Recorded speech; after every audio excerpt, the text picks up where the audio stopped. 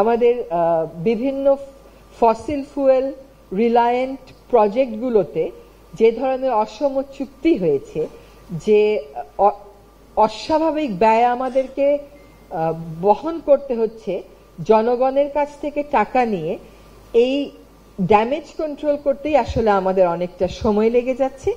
তবে সাম্প্রতিক সময়ে আমরা দেখলাম যে হাইকোর্টও সরকারের পলিসি সংক্রান্ত বিষয়ে ইন্টারভিন করলো, এবং যেহেতু হাইকোর্টও ইন্টারভিন করেছে, সরকারও ইতোমধ্যে কিছু কিছু সংস্কার করে ফেলেছেন যেগুলো বহুল বিতর্কিত ছিল। যেমন ধরেন বিদ্যুতের দাম বাড়িয়ে দেওয়া, কুইক রেন্টাল, এগুলো অলরেডি বড় বড় সংস্কারের পর্যায়ে পড়ে, কারণ এত বছর কথা বলেও তো কিছু করা যায়নি।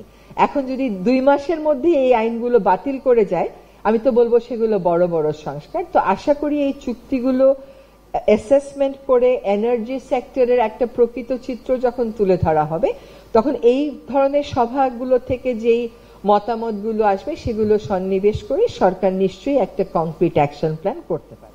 শুধু একটা উদাহরণ দেই, আমরা নাইকো চুক্তির দিকে তাকাই।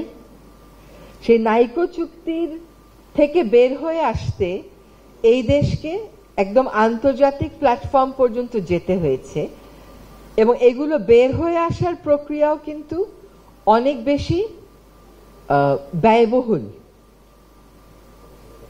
এবং যে চুক্তিগুলো হয়েছে সেই চুক্তিগুলো আপনারা জানেন যে এগুলো একটা রিভিউ প্রসেসের ভিতর দিয়ে যাচ্ছে, এবং চুক্তিগুলো আসলে বেশ অসম চুক্তি। বাংলাদেশের জন্য এগুলোর সেফগার্ড আমরা তেমন রাখিনি।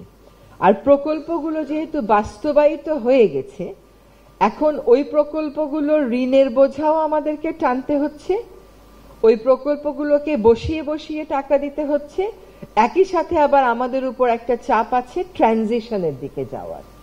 তো এই সবগুলো সমন্বয় করে একটা কংক্রিট প্ল্যান উপস্থাপন করা অসম্ভব না, কিন্তু বিষয়টা সহজ না।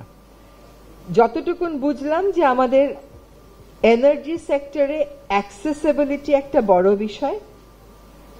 এনার্জি অ্যাক্সেসিবল করার জন্য কতগুলো পপুলার মুভ নেওয়া হয়েছিল থ্রু রিনিউয়েবল, কিন্তু সেগুলো নানান কারণে, পলিসির কারণে বলেন, লো কোয়ালিটির কারণে বলেন, কমিউনিটি ট্রু ইনভলভমেন্ট না থাকার কারণে বলেন, সেগুলো মুখ থুবড়ে পড়েছে।